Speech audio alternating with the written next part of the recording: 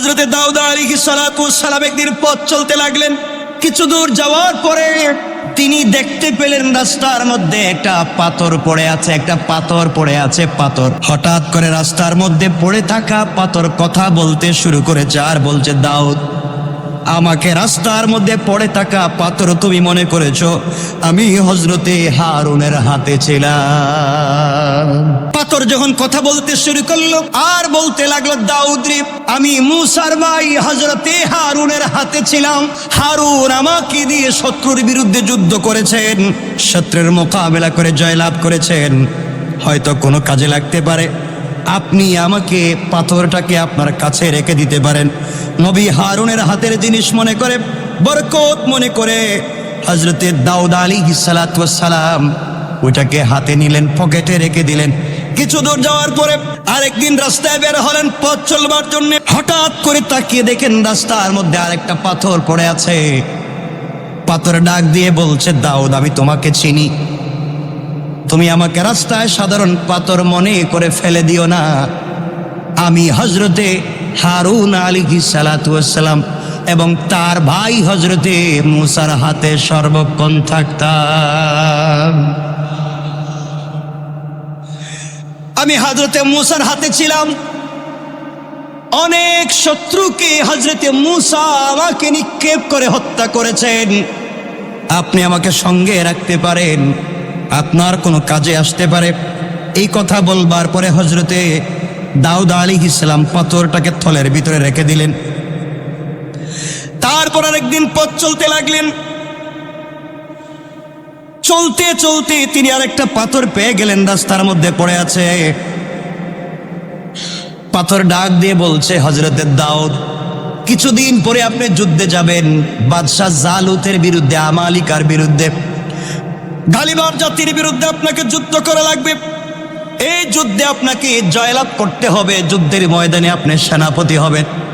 ওই যুদ্ধে সব থেকে বড় যে ব্যক্তি হবে যার নাম জালুত, এই জালুতকে যদি হত্যা করতে হয় আমাকে আপনি সাথে রাখেন, আমি পারবো। হযরতে দাউদ পাথরটা হাতে নিলেন, তার থলের ভিতরে থাকা দুইটা পাথর বলছে, দাউদ, ওই পাথর যা বলেছে সত্য বলেছে। তিনটা পাথর যদি একত্রিত করেন জালুত আপনার বিরুদ্ধে দাঁড়াবার শক্তি পাবে না। আল্লাহু আকবার বলেন। চিন্তায় পড়ে গেলেন। এতদিন শুনতাম পাবলিক কথা কয়, এখন পাথরও দেখে কথা কয়। সুবহানাল্লাহ বললেন না? হযরতে দাউদ আলাইহিস সালাম পাথরটা রাখলেন। আল্লাহর কুদরতে 3 খণ্ড পাথর একত্রিত হয়ে একটা পাথর হয়ে গেল। একটু জোরে বলা যায় না? জালুতের বিরুদ্ধে যুদ্ধ হলো। আমরা সংক্ষেপ করে বলে দিই। বাদশাহ তালুত তার সেনাবাহিনীকে রক্ষা করে বললেন, তোমাদের মধ্যে কি এমন কোন বীর আছে? হযরতে তালুত বলছেন, তোমাদের মধ্যে কি এমন কোন বীর পাহলওয়ান আছে যে ব্যক্তি পাপিষ্ঠ জালুতকে হত্যা করতে পারবে? যে পারবে আমি আমার অর্ধেক রাজত্ব তাকে দান করে দেব এবং আমার একমাত্র কেবলমাত্র শুধুমাত্র একটা কন্যা আছে, সেই মেয়েটাকে আমি বিয়ে দিব। সুতরাং আমি মরে গেলে সে পুরা দেশের রাজত্বের মালিক হয়ে যাবে। সুবহানাল্লাহ নাই? কেমন আপনারা তো শুধু আছেন যৌতুকের চিন্তায়। মনে হচ্ছে ওখানে যৌতুক দেওয়া নেওয়া চলতেছে। যৌতুক না, যুদ্ধের ময়দানে বীরত্ব প্রকাশের বিনিময়ে তাকে পুরস্কৃত করা হচ্ছে। কথা বুঝতে পারছেন? আজকে তৎকালীন জামানায় যারা অন্যায়ের বিরুদ্ধে মোকাবেলা করেছে তাদেরকে বীরত্ব স্বরূপ পুরস্কার দেওয়া হয়েছে। আর বর্তমান সমাজে যারা অন্যায়ের পক্ষে থেকে ন্যায়ের বিপক্ষে দাঁড়িয়ে যায় তাদেরকে পুরস্কৃত করা হয়। সমাজ ধ্বংস হচ্ছে দিনের পর দিন। আমার বন্ধুগণ, হযরত দাউদ আলাইহিস সালাম আল্লাহর নাম স্মরণ করে থলে থেকে সেই পাথরখণ্ড বাইর করে যুদ্ধের প্রান্তরে জালুতের বিরুদ্ধে অগ্রসর হতে লাগলেন। আর বললেন তালুতকে যে আমি জালুতকে হত্যা করতে পারবো। তালুত চিন্তা করে, জোয়ানের নামও শুনলাম না, ছোট মানুষ, কত বড় বড় পাহলওয়ান পড়ে রয়েছে, হে নাকি যুদ্ধে জালুতরে হত্যা করব। তিনি বললেন আমাকে দিয়ে সম্ভব। সুবহানাল্লাহ বললেন না? জালুত যখন সামনে দাঁড়িয়ে আছে, হযরত দাউদ আলাইহিস সালামকে বলছে বিদ্রুপ করে, তুমি একটা ছোট্ট বাচ্চা, আমি পৃথিবীর সব থেকে শক্তিশালী বাদশা জালুত, আমার জাতির নাম জাব্বারিন আমালিকা গালিবা, আর তুমি আসো যুদ্ধ করতে পাঞ্জাবি পরে, তোমার অস্ত্র কই? পকেটে আছে। সুবহানাল্লাহ বলল। কোথায় আছে? কয় পকেটে কি আছে? পাথর। একদম পাথর আছে, পাথর। পকেটে মানুষ অস্ত্র নিয়ে ঘুরে, পৃথিবীর সব থেকে শক্তিশালী মানুষের বিরুদ্ধে যুদ্ধ করবা, আর তোমার পকেটে নাকি অস্ত্র? দাউদ আলাইহিস সালাম বলছেন, আপনি আমাকে ছোট মনে করে কলঙ্কিত করবেন না, মনে রাখবেন আপনাকে হত্যা করবার জন্য, মারবার জন্য আমার এই পবিত্র হাত লাগাতে চাই না। আপনি আমার কাছে তো কিছুই না, কারণ রব বলেছেন যারা মুসলিম আর যারা কাফের এক গ্রুপ, একদল হচ্ছে মৃত আর একদল হচ্ছে জীবিত। আমি মুসলিম, আমি জীবিত, তুমি মুসলিম না, তুমি তো মৃত। সুতরাং তোমার সাথে যুদ্ধ করে কষ্ট করার দরকার নাই, মৃত মানুষের সাথে আর যুদ্ধ কিসের? আল্লাহু আকবার বললেন না? জালুত বলছে, শোনো পিচ্ছি ছেলে, দাউদ তুমি চলে যাও, তোমাদের বাদশা তালুতরে পাঠাও, আমি তালুতের সাথে যুদ্ধ করতে চাই। দাউদ আলাইহিস সালাম বললেন, তুমি আমার উপরে অস্ত্রের আঘাত করতে পারো, তুমি আমার উপর অস্ত্রের আঘাত করতে পারো, আমি তোমার মোকাবেলা করবো, বাদশাকে এখানে পাঠাবার দরকার নাই। এই কথা শুনে জালুত একবারে গরম হয়ে, অগ্নিশর্মা হয়ে দাউদের মাথায় তরবারি দিয়ে আঘাত করলো। দাউদ চোখের পলকে মাথা সরিয়ে আঘাত ব্যর্থ করে আল্লাহর নাম উচ্চারণ করে থলের থেকে পাথর খণ্ড বের করে সেই পাথর যখন জালুতের দিকে নিক্ষেপ করলেন, বিষাক্ত পাথরের বেগ এতই প্রচন্ড ছিল, তার আঘাতে জালুতের মাথা চূর্ণ বিচূর্ণ হয়ে গেল। সুবহানাল্লাহ বললেন? জোরে বলেন না। জালুত সঙ্গে সঙ্গে মাটিতে লুটিয়ে পড়ল, শিরিক মূর্তি পূজার ধ্বংস হয়ে গেল। মুসলমানরা অভাবনীয় বিজয় অর্জন করলেন। এই বিজয় অর্জন করবার কারণে দাউদকে তালুত নিজের মেয়ে বিয়ে দিলেন, এরপরে রাজ সিংহাসনে বসিয়ে দিলেন। যেই দিন তাকে রাজ সিংহাসনে বসিয়েছিলেন ওই দিন ছিল 10 মুহররম। এত আসতে বললেন যে? তাহলে এই দিন আল্লাহর কাছে দাম কম না বেশি? আমরা নাম বলে বলে যাবো, লম্বা আলোচনা করব না। আরেকটা হচ্ছে দাউদ আলাইহিস সালাম, তার অনেকগুলা সন্তান ছিল, এর মধ্যে একটা সন্তানের নাম সুলাইমান। লম্বা আলোচনা, আমরা সেদিকে যাব না। হযরত সুলাইমান আলাইহিস সালাম হারানো রাজ্য যেদিন ফিরে পেয়েছেন, হযরত সুলাইমান ইসলাম রাজ্য হারিয়েছিলেন কি হারান নাই? হারিয়েছিলেন। লম্বা ইতিহাস আপনারা জানেন, হাত থেকে আংটি পড়ে গিয়েছিল। সুলাইমান ইসলামের 1000 স্ত্রী ছিল। লম্বা ইতিহাস, মাছ আংটিটা খেয়ে ফেলেছিল, নদী থেকে আংটিটা উঠানো হয়েছিল।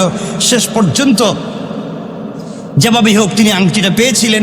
আংটি পাওয়ার পরে যেই দিন তিনি এই পৃথিবীতে আবার রাজত্ব ফিরিয়ে পেয়েছিলেন, এই দিন ছিল 10 মুহররম আশুরা। হযরত ঈসা আলাইহিস সালাম যেদিন আসমানে গমন করেছেন, এই দিনও ছিল 10 মুহররম আশুরা। ঈসা আলাইহিস সালাম আসমানে যাওয়ার অনেক লম্বা আলোচনা ঘটনা আছে, আমরা সেদিকে যাব না। হযরত ঈসা আলাইহিস সালাম যেদিন কিতাব পেলেন, ইনজিল, যেদিন আল্লাহ তাকে ইনজিল কিতাব দিলেন, ওই দিনও ছিল 10 মুহররম আশুরা। হযরত আইয়ুব আলাইহিস সালাম যেই দিন রোগ থেকে মুক্তি লাভ করলেন, ওই দিন ছিল 10 মুহররম। আসতে বললেন 10 মুহররম। এখানে অনেক লম্বা আলোচনা আছে। হযরত ইউসুফ আলাইহিস সালামকে তার পিতা নাম কি বললেন না? হযরত ইয়াকুব আলাইহিস সালাম যেদিন তার সন্তান ইউসুফকে ফিরে পেয়েছিলেন, সেই দিন ছিল, কথা বলেন, ইউসুফকে কূপে নিক্ষেপ করেছিল কারা? কথা বলেন। সুতরাং রক্তের সম্পর্কের কেউ যদি আপনাকে কষ্ট দেয়, আপনি ইউসুফের কথা স্মরণ করবেন। ইউসুফকে তো তার নিজের ভাইরা গর্তে ফেলে দিয়েছিল, গোলাম বলে বিক্রি করতে চাইল, দাস বলে বিক্রি করে দিল, উলঙ্গ করে কাপড় ছাড়া কূপে ফেলে দিল। আল্লাহ জান্নাতি পোশাক দিয়ে গোলাম থেকে রাজ সিংহাসনে বসিয়ে ইজ্জত আর ক্ষমতার মালিক বানিয়ে দিয়েছেন কে? আল্লাহ। হযরতে ইউসুফ আলাইহিস সালামকে পুত পবিত্র করে জেলখানার থেকে বের করে, যে জুলাইখা অনেক ষড়যন্ত্র করেছিল, আল্লাহ তাআলা সব ষড়যন্ত্রকে ধূলিসাৎ করে এক পর্যায়ে জুলাইখার যৌবনকে ফিরিয়ে হযরত ইউসুফের সঙ্গে বিয়ে দিয়েছিলেন কিনা? কথা বলে। তখন ইউসুফের দ্বিতীয় বিয়ে, আগের একটা বিয়েও করেছিলেন। আমার বন্ধুগণ, ইউসুফ আলাইহিস সালাম যেদিন বাদশাহী লাভ করলেন, ভাইয়েরা যেদিন মিশরে গমন করলো, ওই দিনও ছিল 10 মুহররম। সবাই বলেন। এখানে অনেক লম্বা আলোচনা আছে, আমরা সেদিকে যাচ্ছি না। পৃথিবীতে যেই দিন প্রথম বৃষ্টি হয়েছে, প্রথম, আবার বলেন না, এই দিন ছিল 10 মুহররম আশুরা। পৃথিবীর সৃষ্টি যেদিন হয় ওই দিনও ছিল 10 মুহররম। তাহলে এই 10 মুহররমের আল্লাহর কাছে গুরুত্ব কম না বেশি? কিয়ামত যেদিন সংগঠিত হবে, পৃথিবী যেদিন ধ্বংস হবে, ওই দিনও 10 মুহররম আশুরা। হযরতে নবীজির কলিজার টুকরা হযরতে কি নাম, হযরতে হুসাইন রাদিয়াল্লাহু তাআলা যেদিন কারবালার প্রান্তরে শহীদ হন, ওই দিন ছিল, কথা বলছেন, এতগুলো ঘটনা ঘটবার পরেও শুধু হুসাইন রাদিয়াল্লাহু তাআলার কারণে এই দিন সম্মানী না এই দিন আগে সম্মানী? কথা বলেন। আমরা হুসাইনকে কলিজাত থেকে ভালোবাসি। আমার মনে হয় না আমাদের চাইতে হযরত হুসাইন রাদিয়াল্লাহু তাআলাকে কেউ বেশি ভালোবাসে। আমরা হুসাইনকে ভালোবাসি, তার আদর্শ লালন করতে চাই। তিনি এমন ছিলেন, সত্যের জন্য জীবন দিয়েছেন, সত্যের জন্য জীবন দিয়েছেন, আর বলেছেন যে চেয়ারে আমার কলিজার টুকরা নানা বসেছেন, আমার চাচা আবু বকর ওমর বসেছেন, উসমান বসেছেন, আমার কলিজার টুকরা বাবা বসেছেন, আমি হুসাইন বসে বেঁচে থাকতে ওই চেয়ারে ইয়াজিদের মতো অহংকারী কাউকে দেখতে চাই না। তিনি তার আদর্শ বাস্তবায়ন করেছেন। জীবন দিতে চাই, কিন্তু এই গুরুত্বপূর্ণ পবিত্র চেয়ারে আমি একজন অসামঞ্জস্যপূর্ণ ভারসাম্যহীন একজন ব্যক্তিকে আমি দেখতে চাই না। জীবন দিয়েছেন, অস্তিত্ব বিনাশ করেছেন, জীবন যৌবন ধ্বংস করে দিয়েছেন, এরপরও এই চেয়ারের সম্মান রেখে গিয়েছেন।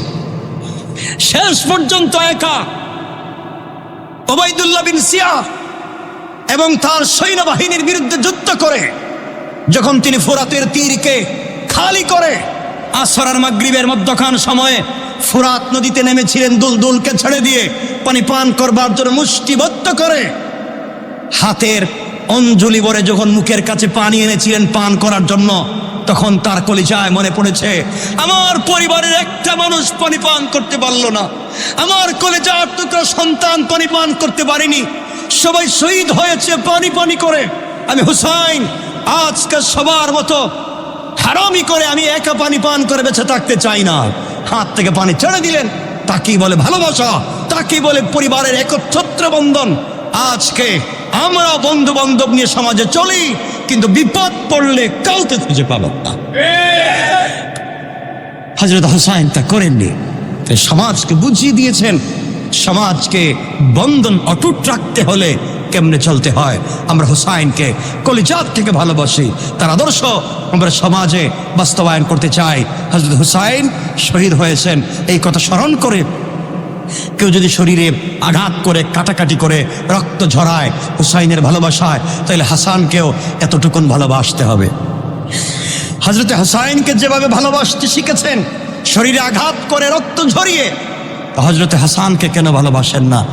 হযরত হাসান তো শহীদ হয়েছেন। হাসান হুসাইনের ভালোবাসায় শরীর থেকে যদি রক্ত ঝরাতে হয়, তাহলে হাসানের ভালোবাসায় কি করা লাগবে? বিষ পান করা লাগবে।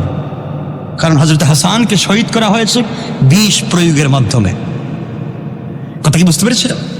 আমরা ভারসাম্য রক্ষা করতে চাই, আমরা আহলে বায়াতকে কলিজাত থেকে ভালোবাসতে চাই, হাসান হুসাইনকে কলিজাত থেকে ভালোবাসতে চাই। তাদের আদর্শ এই পৃথিবীতে বেঁচে থাকুক। আমরা চাই কি চাই না? সবাই বলেন চাই কি চাই না? চাই। আল্লাহ আমাদেরকে কবুল করে, বলেন আমিন। তো এই পৃথিবীতে কিয়ামত সংগঠিত হবে যেদিন, আল্লাহ বলছেন ইয়াউমা ইউনফাখু ফিস-সূর। আল্লাহ রাব্বুল ইজ্জত ওয়াল জালাল বলছেন যেদিন সিংহায় ফুঁক দেওয়া হবে, জুমাবার হবে, আসর আর মাগরিবের মধ্যখান হবে, ওই দিনও থাকবে 10 মুহররম। তো এই দিনের দাম আল্লাহর কাছে কম না বেশি? এই দিন ভাঙ্গা গড়ার দিন। এই দিনে আল্লাহ তাআলা এই পৃথিবীতে অনেক কিছু ভেঙে দিয়েছেন, অনেক কিছুকে সংগঠিত করেছেন।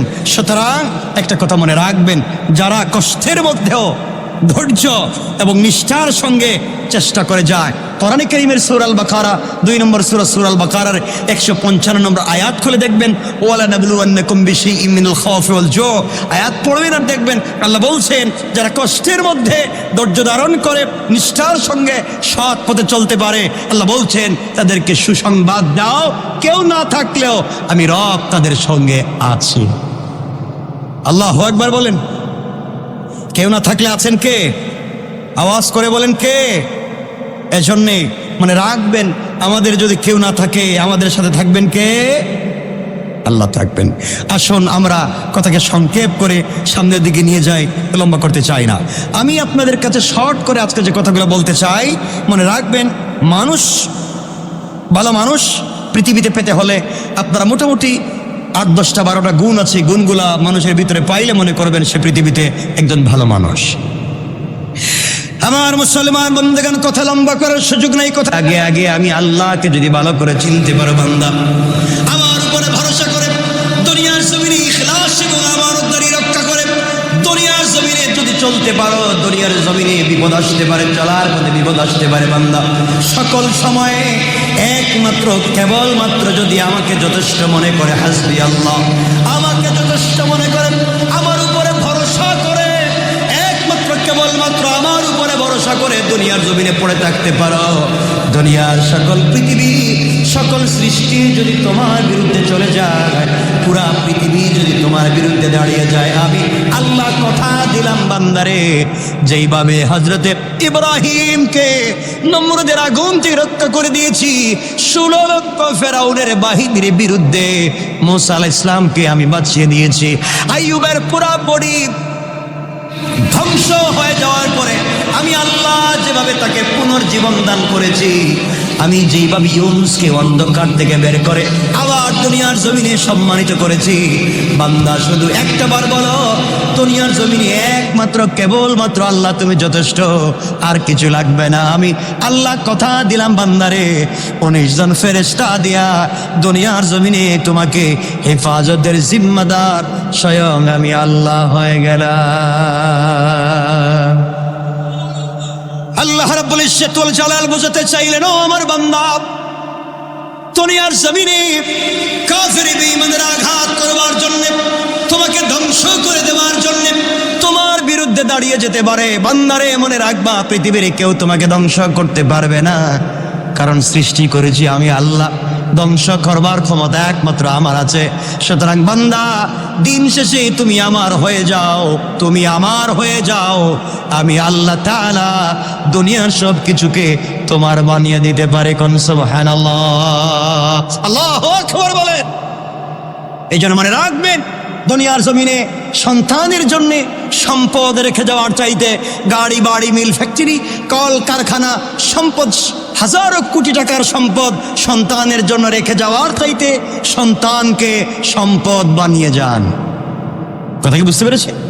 সন্তানের জন্য সম্পদ রেখে যাওয়ার চাইতে সন্তানকে সম্পদ বানিয়ে যান, দুনিয়া এবং আখিরাত কামিয়াব হয়ে যাবে। ঠিক কিনা বলে? পারবো তো ইনশাল্লাহ? আপনি সন্তানের জন্য গাড়ি বাড়ি করতে গিয়ে আপনি জিন্দগির 50টা বছর 70টা বছর কাজ করলেন, 50 বছরে কোটি টাকার মালিক হলেন, রাতে ঘুমান নাই, দিনে ঘুমান নাই, আপনি 50 বছর পরে এখন বডিতে অসুস্থ হয়ে গেল, এখন 50 বছরে যা সম্পত্তি জমা করেছিলেন, বাকি জিন্দগি সুস্থ থাকবার জন্য সেই সম্পত্তি ব্যয় করে ডাক্তারি করা লাগবে। কথা বুঝেন নাই? আমার কথা বুঝতে পারেন না? এজন্যে এই সম্পদ ভুয়া রেখে যাওয়ার চাইতে সন্তানকে সম্পদশালী বানিয়ে যান, হাত উঠালে যেন আল্লাহর আরশ পর্যন্ত পৌঁছে যায়। ইনশাল্লাহ বলেন, আমরা পারবো তো ইনশাল্লাহ? আমার জন্য দোয়া করবেন, আমিও যেন পারি, আমিও যেন এই পৃথিবীতে ব্যর্থ কোনো পিতা হতে না পারি, ব্যর্থ কোনো সন্তান হয়ে না যায়, আমরাও যেন বাবাদের চক্ষু শীতলকারী হতে পারে, কিয়ামতের দিনে বাবা মায়ের নাজাতের কারণ হতে পারি। আমি চাইবো আল্লাহ তাআলা যেন আমাদের সকল সন্তানদেরকে মা বাপের চক্ষু শীতলকারী এবং জান্নাতের ওসিলা হিসাবে আল্লাহ কবুল করেন, বলেন আমিন। সন্তানকে সম্পদ বানিয়ে যা। পৃথিবীতে কিছুই লাগবে না। পারবো তো ইনশাল্লাহ? সবাই বললেন না। আপনারা চিন্তা করেছেন সন্তানকে MBBS, FRCS, FCPS, ব্যারিস্টার, উকিল, জজ, মুক্তার, ইঞ্জিনিয়ার, আমাকে বানান, আপত্তি নেই, সব বানান। সন্তানকে আল্লাহর পরিচয় দিবেন, কবুল করবেন কে?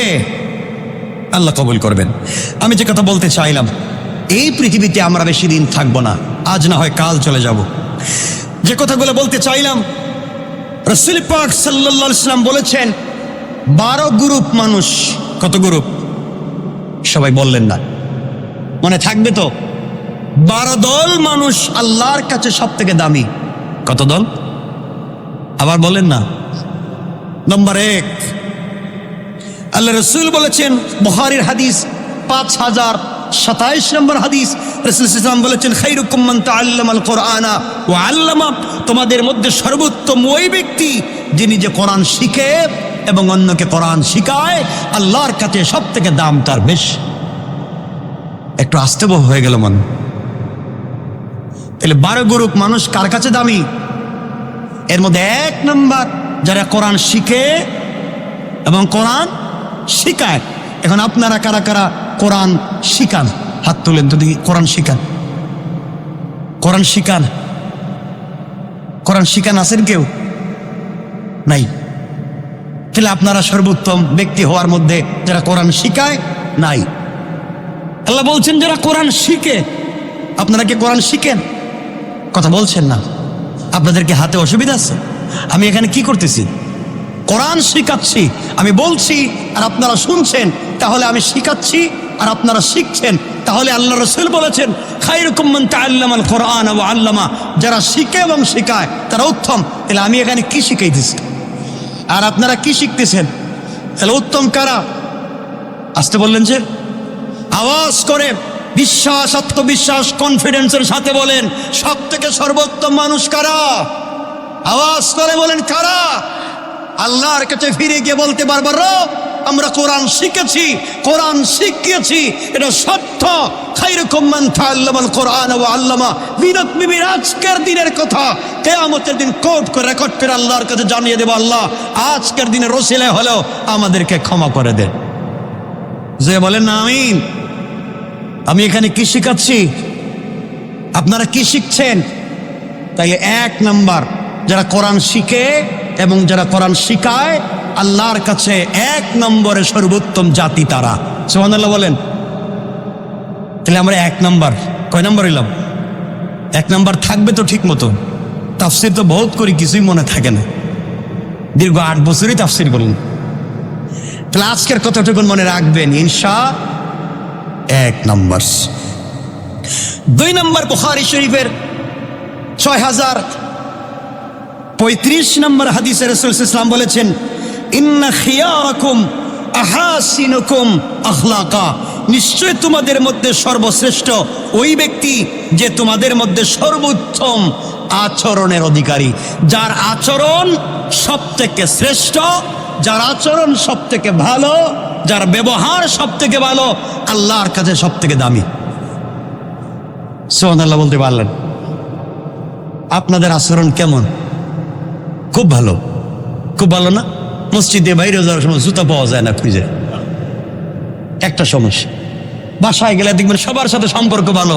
এমনও আছে তাহাজ্জুদ পড়তে পড়তে পড়তে পড়তে সেজদায় গেলে কামতে কামতে অবস্থা খারাপ, সেজদা থেকে উঠতেই বউরে পিটায়। কত কেন? তাহলে আচরণটা কেমন হয়ে গেল? অনেক লোক আছে বন্ধু বান্ধবের সঙ্গে চমৎকার আচরণ, সবার সাথে ভালো ব্যবহার, বাসায় গিয়েই বাপরে দেখতে পারেন, মায়ের সঙ্গে খারাপ ব্যবহার করে। আছে না নাই? কথা বলছেন নাকি?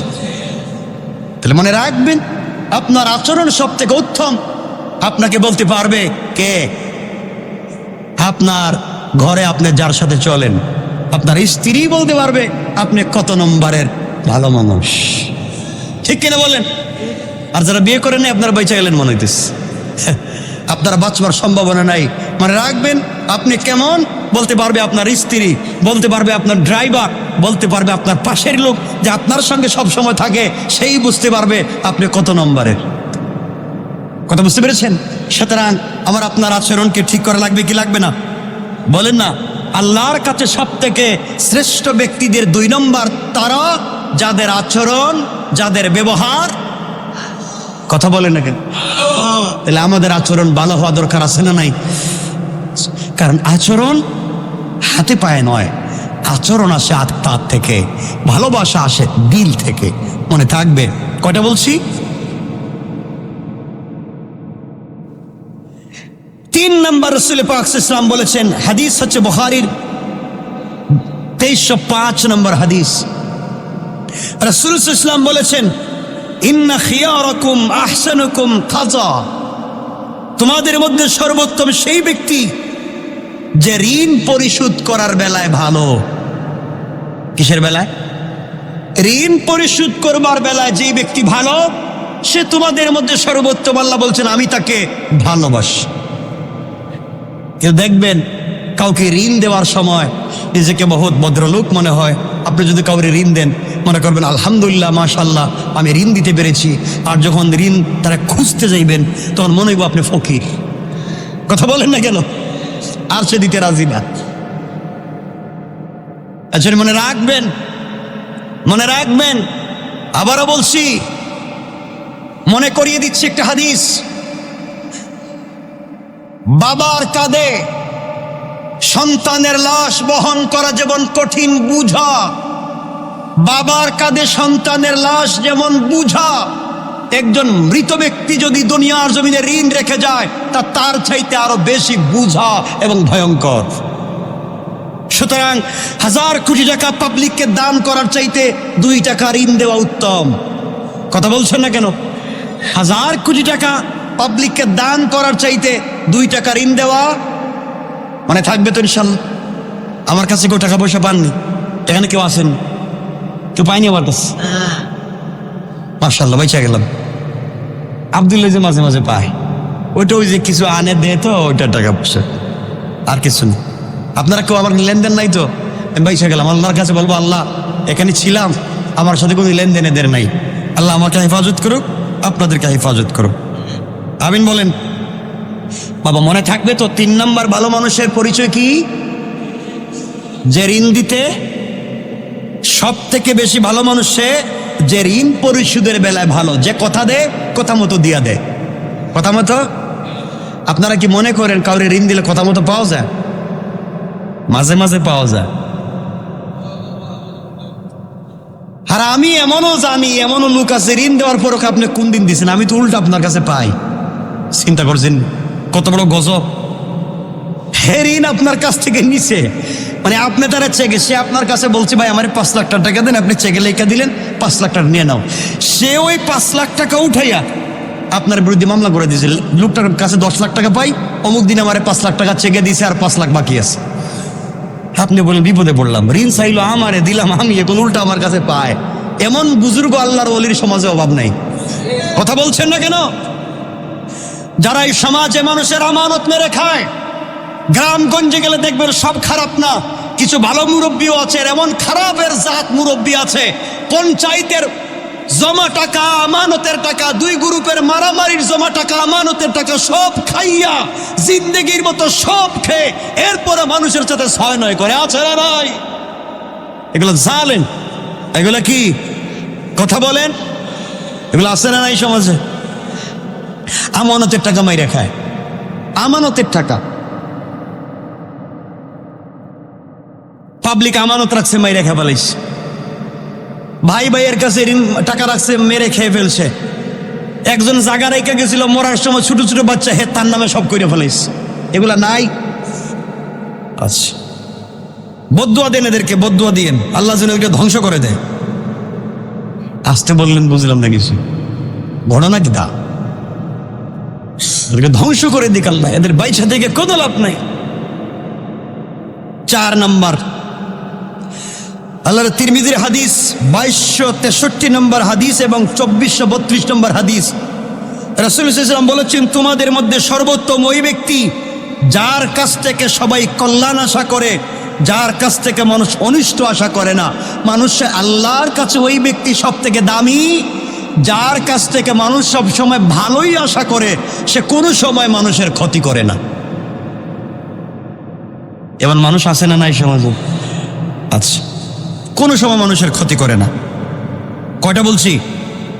5 নম্বর, রাসূল বলেছেন, সহিহ ইবনে হিব্বানের হাদিস 4177 নম্বর হাদিস, রাসূল সাল্লাল্লাহু আলাইহি ওয়াসাল্লাম বলেছেন, তোমাদের মধ্যে সর্বোত্তম ওই ব্যক্তি যে তার পরিবারের কাছে ভালো।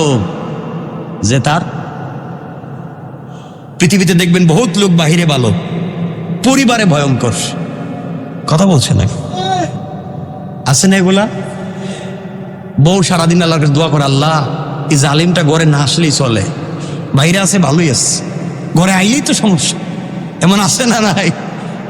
আচ্ছা, বহুত সন্তান আছে, সন্তান বাহিরে থাকলে মা বাবার কষ্ট হওয়ার কথা, বহুত মা বাপ দোয়া করে, আল্লাহ ঘরে আসার দরকার নয়, সারাদিন বাইরে থাকুক, ঘরে আসলেই বেজাল, মারামারি, চিল্লাচিল্লি, কাটাকাটি। আছে না নাই এমন সন্তান? রাসূল সাল্লাল্লাহু আলাইহি ওয়াসাল্লাম বলেছেন, ওই ব্যক্তি আল্লাহর কাছে সব থেকে বেশি দামি, যে কোথায় ভালো? পরিবারের কাছে। কয়জন বলছি? কয়টা বলছি? বলেন না। 6 নম্বর। 6 নম্বর শুনেন মুরব্বী বাবারা, কি বলতে চাই। রাসূল সাল্লাল্লাহু আলাইহি ওয়াসাল্লাম বলেছেন, রাসূল সাল্লাল্লাহু আলাইহি ওয়াসাল্লাম বলেছেন, খায়রুকুম আতওয়ালুকুম। নবীজি সাল্লাল্লাহু আলাইহি ওয়াসাল্লাম বলেছেন, তোমাদের মধ্যে সর্বশ্রেষ্ঠ ব্যক্তি সে যে তোমাদের মধ্যে বয়সেও বেশি, নেক কাজেও বেশি। সুবহানাল্লাহ বলেন না? নবীজি বলেছেন, আতওয়ালুকুম আমারা ওয়া আহসানুকুম আমালা। তোমাদের মধ্যে সর্বোত্তম ওই ব্যক্তি ভালো যে বয়সেও বেশি, আমলেও। কি বুঝলেন? কিছু বললেন না। যার বয়সও বেশি, আমলও। এর অর্থ কি দাঁড়ালো? যে বুড়া বয়সেও ভালো আমল করে। আর এমনও বাবা আছেন, মুরব্বী আছেন, বুড়া বয়সে এখন আর কিছু এই লাইনেই নাই। আছে না নাই? আল্লাহর কাছে ওই ব্যক্তি দামি যার বয়সও বেশি, কিন্তু ওই বয়সে গিয়েও সে আমল ছেড়ে দেয় নাই। হাদিসে কুদসিতে আল্লাহ বলেছেন, আমার বান্দা যখন বৃদ্ধ বয়সে এসে পড়েছে, আগের মতো তাহাজ্জুদ পড়তে পারে না, আগের মতো রোজা রাখতে পারে না, নামাজের সময় ফেল করে থাকিয়ে তাকে মসজিদে যেতে পারে না, আমার বান্দার দিলে বড় কষ্ট, আগের মতো আর হাঁটতে পারে না। আমার বান্দা যখন পারে না, আমি আল্লাহ তার জন্য রয়্যালিটি করে দেই, জোয়ান বয়সে যত আমল করেছে সবগুলোর সওয়াব তার বৃদ্ধ বয়সের আমল নামায় লিখে দেয়। আল্লাহ বুঝাতে চাইলেন ওই ব্যক্তির কথা।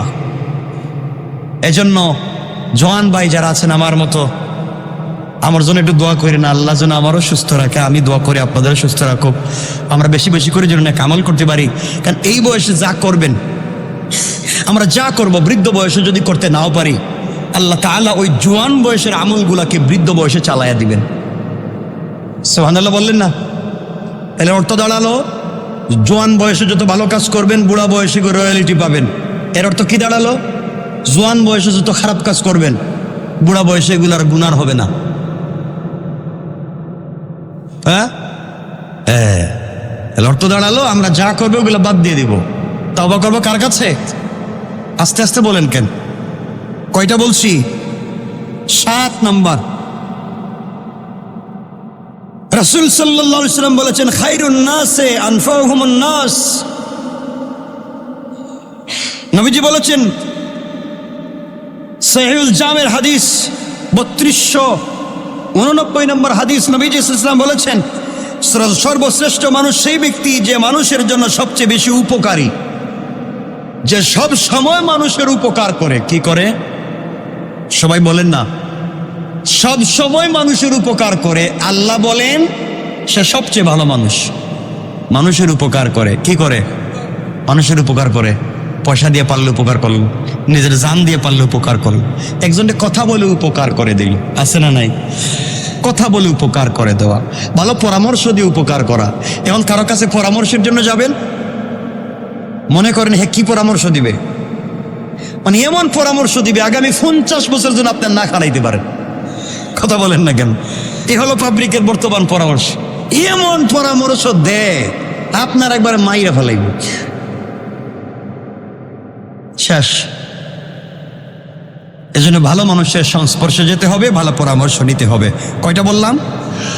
8 নম্বর, নবীজি ইসলাম বলেছেন,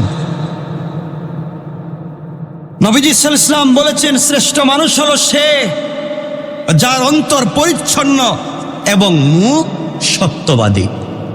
অন্তরে কোনো দাগ নাই, মানে আরেকজনের ভালো দেখে তার জ্বলে না, আরেকজনের ছেলে ইউরোপ আমেরিকা কানাডা যাইতেছে দেখা তার জ্বলে না, আরেকজনের বাড়ি গাড়ি হইতেছে দেখে তার কষ্ট লাগে না। অন্তর কি পরিষ্কার। এমন লোক আসেননি এখানে যে আরেকজনের দেখলে আপনার কষ্ট হয় না? বহুত ভালো লোক আপনারা, বহুত ভালো। সমাজ এমন হয়ে গেছে যে একজনের ভালো দেখলে আরেকজনের হয় না। কথা বলেন না কেন? এগুলো আছে না নাই? অমুকের হয় আমার হয় না কেন, এই টেনশনে তুই লাভ শেষ। আল্লাহ রাসূল বলেছেন, শ্রেষ্ঠ মানুষ সে যার অন্তর পরিষ্কার। অন্তর কি? আমরা মাঝে মাঝে কই না যে আমার অন্তর একবারে খোলা, একবারে সাদা, আমার অন্তরে কিচ্ছু নাই। মানে এর অন্তর এমন অবস্থা হয়েছে, এর আর খালি নাই, সব ভরে ফেলেছে শয়তানি দিয়া। আছে না নাই? আচ্ছা, আল্লাহ আমাদের হেফাজত করে, বলেন আমিন। আচ্ছা, সাহাবায়ে কেরাম জিজ্ঞেস করেন, ইয়া রাসূলুল্লাহ, সত্যবাদী মুখ আমরা বুঝলাম, কিন্তু পরিচ্ছন্ন অন্তরের অধিকারী এটা বুঝলাম না। রাসূল সাল্লাল্লাহু আলাইহি ওয়াসাল্লাম বললেন, যে অন্তর স্বচ্ছ, নির্মল, মুত্তাকি, যাকে কোনো পাপ, যার অন্তরে পাপ নেই, বাড়াবাড়ি বা জুলুম নেই, খেয়ানত এবং বিদ্বেষ নেই, খেয়ানত করে না, দিলে বিদ্বেষ রাখে না, বাড়াবাড়ি করে না, অন্যায় বেইনসাফি নাই, সেই লোকটার দিল হচ্ছে সব থেকে দামি দিল। সুবহানাল্লাহ, জুড়ে বলেন। কয়টা বলছি? 8। 9 নম্বর, রাসূল সাল্লাল্লাহু আলাইহি ওয়াসাল্লাম বলেছেন, আল্লাহর কাছে সর্বোত্তম সঙ্গী সেই ব্যক্তি যে তার সঙ্গীর কাছে উত্তম, আর আল্লাহর কাছে সর্বোত্তম প্রতিবেশী সে যে তার প্রতিবেশীর কাছে উত্তম। আপনি যদি আপনার প্রতিবেশীর কাছে ভালো মানুষ হন, আপনি ভালো মানুষ। আপনি আপনার সঙ্গীর কাছে যদি ভালো মানুষ হন, আপনি ভালো মানুষ। এখন চিন্তা করে দেখেন, কে কয়জন আছেন যে আপনি আপনার প্রতিবেশীর কাছে ভালো? দেখবেন আপনি এমন একজন প্রতিবেশী পাইছেন, হে আপনার দরজা রাস্তা বন্ধ করে দেয়, খাল কেটে দেয়। আছেন এগুলো প্রতিবেশী? এর জন্য প্রতিবেশী ভালো হওয়া দরকার, আর নিজের সঙ্গীর কাছে ভালো হওয়ার চেষ্টা করবেন ইনশাল্লাহ। বলেন না ইনশাল্লাহ? কারণ স্ত্রী, কিয়ামতের দিনে আল্লাহ তাআলা স্ত্রীকে জিজ্ঞাসা করবেন তোমার স্বামী কেমন ছিল, তখন স্বামীকে জিজ্ঞেস করবেন তোমার স্ত্রী কেমন ছিল। এখন স্ত্রী যদি বলে দেয় আমার স্বামী ভালো ছিল, তাহলে আল্লাহ তাকে মাফ করে দিবেন। আওয়াজটা কমে গেল মনে। আর স্ত্রী যদি আল্লাহ আমার স্বামী তো বম্বাস্টিক মার্কা শয়তান ছিল, তাহলে আপনার তাহাজ্জুদ আল্লাহ দেখতে চাইবেন না, আপনার রোজা, আপনার ইস্তেগফার, আপনার শবে বরাতের দোয়া, শবে কদরের তাহাজ্জুদ, আর আপনার কাবার গিলাফ ধরে কান্নাকাটি, আল্লাহ কিচ্ছু দেখতে চাইবেন না, সব বন্ধ করে দাও। এর সঙ্গী যা কইছে হেডাই সত্য। এজন্যে স্ত্রীর সাথে, সঙ্গীর সাথে ভালো আচরণ করা দরকার আছে না নাই? কয়জন ভালো আচরণ করেন স্ত্রীর সাথে? যারা বিয়ে করছেন একটু বলেন না, আমার একটু সহযোগিতা করুন। মাশাআল্লাহ, 2-3 জন হাত উঠিস। আপনাদের কাছ থেকে মন চায় জানতে যে কি করেন আপনারা, আমাদেরকে বইলে যান এক কলম, যে আপনারা যে ভালো, এটা জানার দরকার আছে না নাই বলেন তো? পাবলিক তোকে জানতে চায়, কি কইবেন? ঠিক আছে, বয়ানের পরে এদের কাছ থেকে যাই না নিয়ে, এরা কি করে? কয়টা বললাম? কয়টা? 10 নম্বর, রাসূল সাল্লাল্লাহু আলাইহি ওয়াসাল্লাম বলেছেন, এই হাদিসটা হচ্ছে 1944 তিরমিজির হাদিস, আর বুখারীর 3559 নম্বর হাদিস। রাসূল বলেছেন, তোমাদের মধ্যে সর্বোত্তম ব্যক্তি সে যার চরিত্র সব থেকে বেশি সুন্দর। যার চরিত্র সব থেকে বেশি সুন্দর, যার চরিত্র, আল্লাহ বলেন তার কোনো হিসাব নাই। সুবহানাল্লাহ বলেন না? 11 নম্বর, রাসূল সাল্লাল্লাহু আলাইহি ওয়াসাল্লাম বলেছেন, মর্যাদা সর্বশ্রেষ্ঠ ব্যক্তি সে যে নিজ ঘোড়ার পিঠে সওয়ার হয়ে শত্রুকে সন্তুষ্ট করে এবং শত্রুরাও তাকে সন্তুষ্ট করে।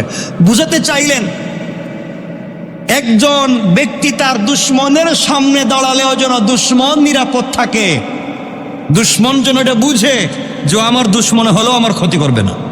কথা বুঝতে পেরেছেন? এই ব্যক্তির চরিত্র ভালো, আল্লাহ বলেন আমার কাছেও সে ভালো। কয়টা বলছি? 12 নম্বর রাসূল সাল্লাল্লাহু আলাইহি ওয়াসাল্লাম বলেছেন ওই মুমিন সর্বশ্রেষ্ঠ যে আল্লাহর পথে নিজের জান এবং মাল দিয়ে লড়াই করে যুদ্ধ করে, সে আল্লাহর কাছে সর্বশ্রেষ্ঠ। পড়েন না সুবহানাল্লাহ। কয়টা বলেছি? 12টা। এই 12টার সাথে অনেকগুলা কথা আরো আছে, সেগুলা বলতে বলতে তো অনেক সময় চলে যাবে, আর লম্বা করতে চাই না। আমি শেষ কথা যেটা বলতে চাই, আমরা কি পারবো না এগুলা আমল করতে ইনশাআল্লাহ? এই জন্য আমার মুসলমান বন্দেগান কথাগুলা দিল দিয়ে শোনেন।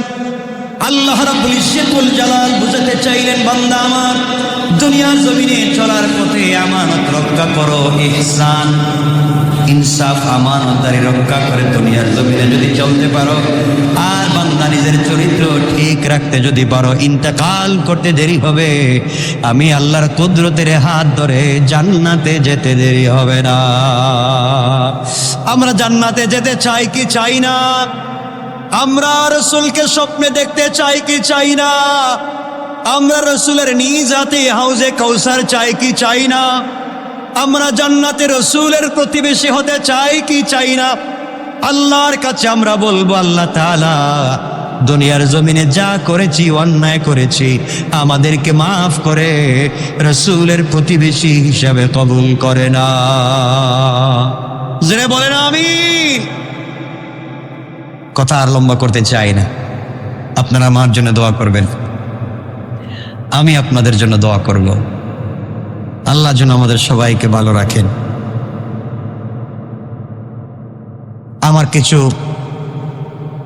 তাকাজা আছে, জরুরত আছে, আপনারা দোয়া করবেন আল্লাহ যেন পুরা করে দেয়, দ্বীনের স্বার্থে যেন পুরা করে দেয়। আপনারা আসবেন সব সময়, আসবেন না? সব সময় আসবেন, বেশি বেশি করে আসবেন, তাফসীর শুনবেন। আমার মনে পড়ে আমি দীর্ঘ 8 বছর প্রায় অনেক তাফসীর আপনাদেরকে শুনিয়েছি। তাফসীরে অনেক ভুল ভ্রান্তি হয়ে থাকতে পারে, অনেক অসংলগ্ন কথা ও সৌজন্যমূলক শব্দ চয়ন হয়েছে, আপনাদের সাথে খারাপ ব্যবহারও হয়ে থাকতে পারে। এজন্য আপনারা আমাকে ক্ষমা করে দিবেন না? এখানে কি কেউ আছেন একটু কি বলবেন যে আমার ব্যবহারে কষ্ট পেয়েছেন, আমার আচরণে কষ্ট পেয়েছেন, আমার কথাবার্তায় কষ্ট পেয়েছেন? কষ্ট পেয়ে থাকলে আমাকে ক্ষমা করে দিবেন। আপনাদের সাথে কাটানো সময় আল্লাহ পাক যেন আমাকে সব সময় সাথে রাখবার সুযোগ করে দেয়। আপনারা ভালো থাকবেন, সব সময় কোরআন তাফসীর শুনতে আসবেন, আর আমার জন্য দোয়া করবেন। আমিও আপনাদের জন্য দোয়া করব। বেঁচে থাকলে আল্লাহ পাক যদি সুযোগ করে দেয়, যদি বেঁচে থাকি আবার দেখা হবে, আমি আপনাদের জন্য দোয়া করব, আপনারা আমার জন্য দোয়া করবেন। বলতে ওটি ক্ষমা করে দিবেন। আমরা একসাথে চলতে চাই দুনিয়া এবং জান্নাত পর্যন্ত। বাকি আপনারা তাফসীরে আসবেন এবং জুমায়ও আসবেন। এতটুকুন মনে থাকবে, ইনশাআল্লাহ আমাকে ক্ষমা করে দিবেন। আমাদের তাফসীর আমার মনে যতটুকুন পড়ে, যেখানে থেমে গিয়েছে আল্লাহ যেন ওখান থেকে আবারও তাফসীরগুলোকে পূর্ণাঙ্গ শুনবার আপনাদেরকে সুযোগ করে দেন।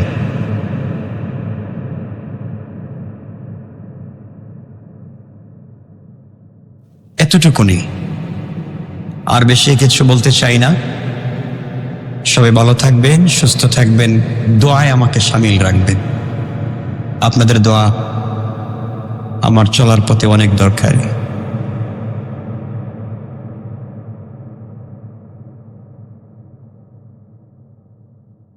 আল্লাহুম্মা আমিন। ربنا ظلمنا أنفسنا وإن لم تغفر لنا وترحمنا لنكونن من الخاسرين ربنا آتنا في الدنيا حسنة وفي الآخرة حسنة وقنا عذاب النار وادخلنا الجنة مع المتقين والأبرار. اللهم اغفر لنا ولوالدينا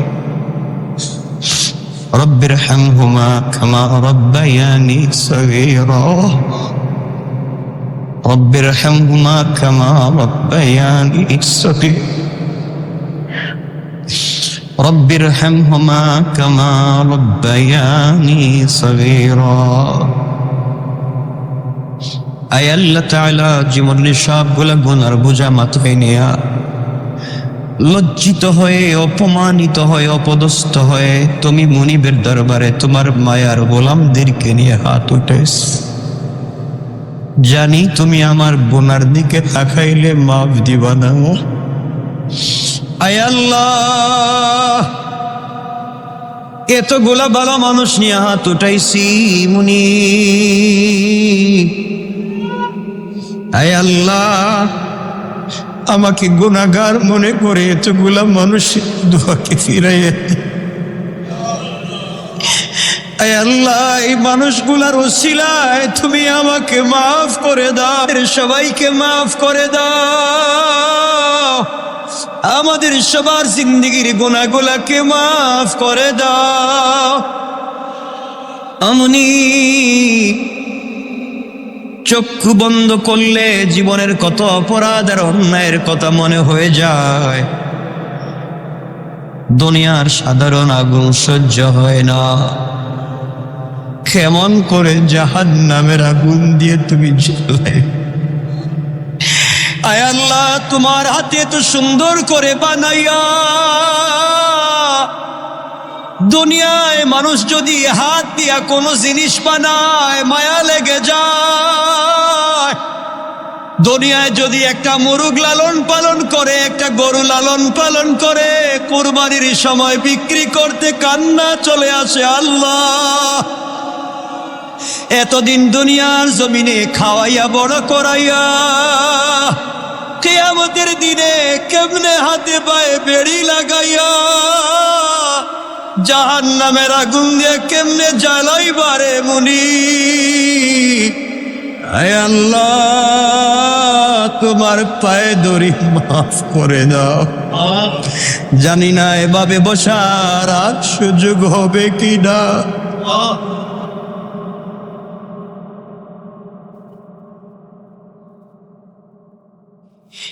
আল্লাহ, তুমি মাফ করে দিও। আল্লাহ,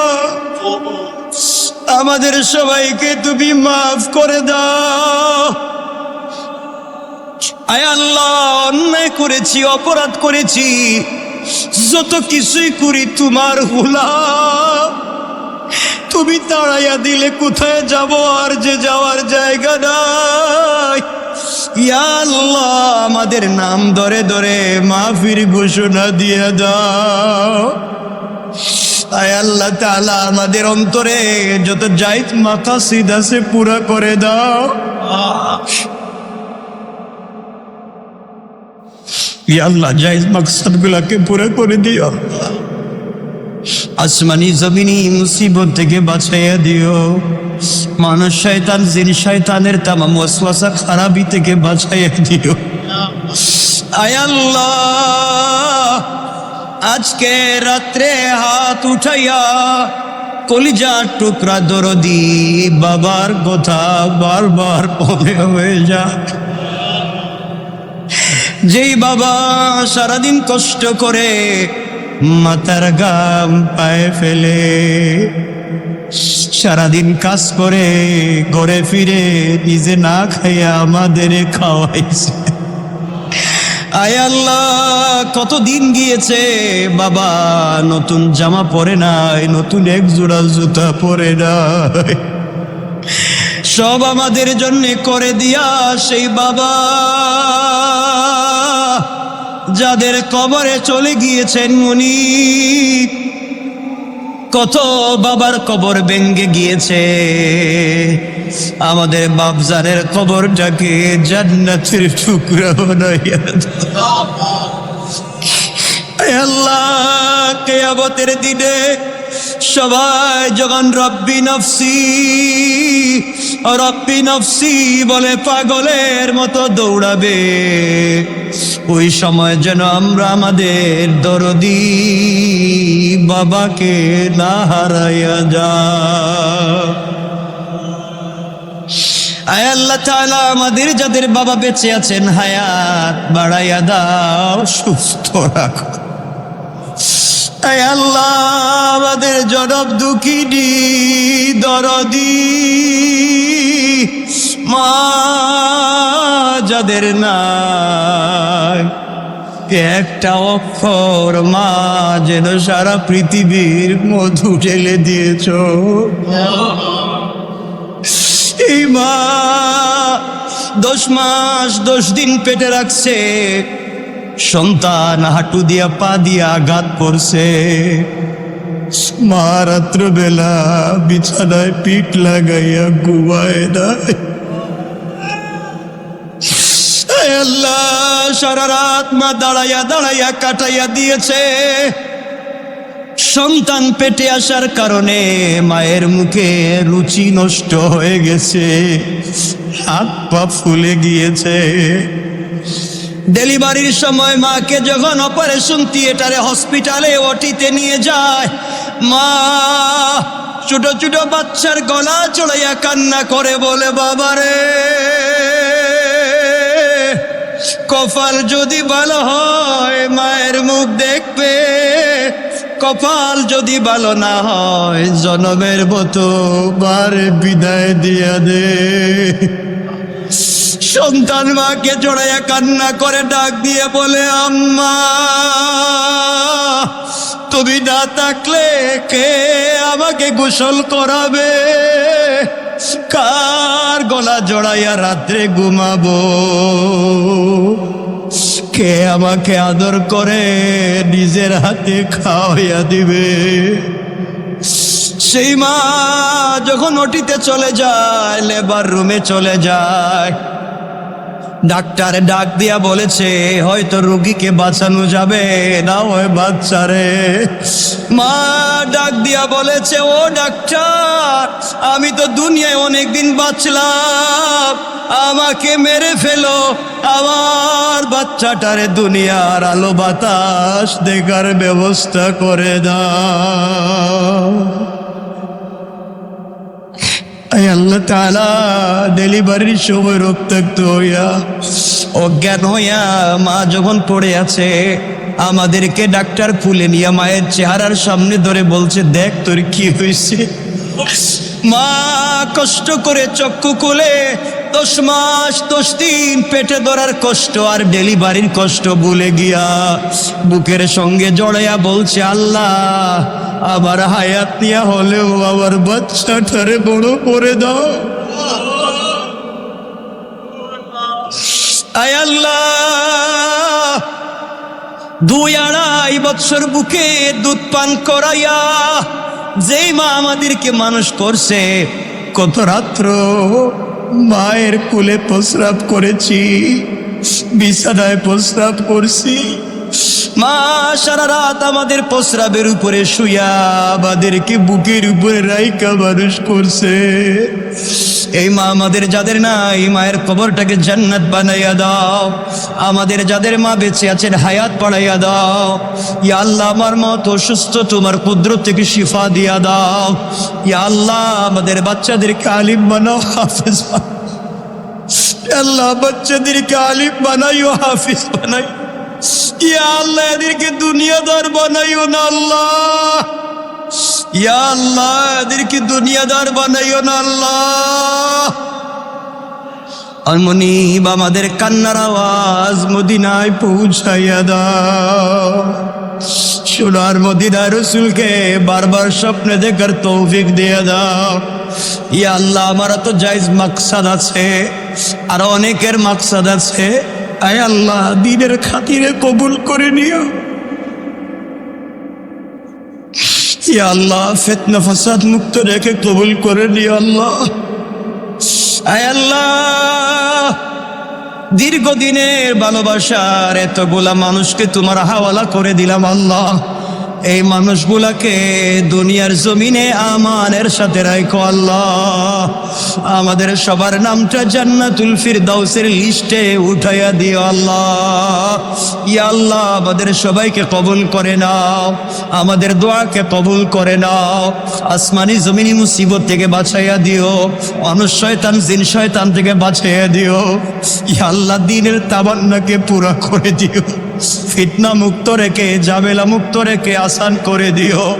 ইয়া আল্লাহ, তুমি ছাড়া বলবার জায়গা নাই।